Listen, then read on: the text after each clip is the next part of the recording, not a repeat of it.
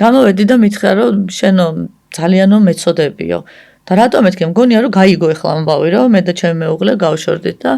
მოკეთ არ ვიცი ამ ამბავსო როგორ გადაიტანო მაგრამ მინდა იცოდეო რომ შეიძლება ერთ დღესო შენ შვილებსო ძალიან შერცხვეთ შენიო. და მე ვთხოვი რა ანუ რას გულისხმობ მეთქი მე ისე ვიქავა რომ მგონია რომ განქორწინებას საუბრობს და მითხრა რომ აი მაგალითად ჩემი შვილებიო და შვილიშვილებიო რომ მიდიანოდით ქალაქებშიო მალოვენო რომ ჩვენო გლეხები ვართო. მაშინ გლეხს გვეძახდნენ. ხო და არ მინდაო რომ აი ამდენ შრომობო და ეს შრომა ესეთიო დაუფასებელი გქონდესო და შენმა შულმა ერთ დღეს დამალოსო იმასაც წაკეთებო და აი დუღარე წყალი რო გადაგესხმევა ხო იცი? ვიფიქრე ხა ოჯახი დამენგრა ახალციხეში ვცხოვრობ ამდენი წელი არის და კიდე ხა ჩემი შულს რო შერცხვეს იმისი რასაც ვაკეთებ და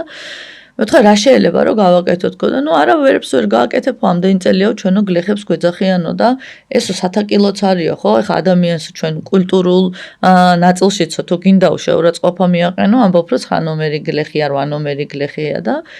ესო დამაკნინებელიაო ამითიო ხო არ ამბობ რომ აი თუ შეურაცხყოფა გინდაო მიაყენო ხო არ ამბობ ის იურისტია ამბობ რომ გლეხიაო რა ეს იყო გამოწვევა იმისთვის რომ დგომა შეგეცვალათ თვითონ აი ამ სფეროს მიმართ ეს იყო გარდამტეხი.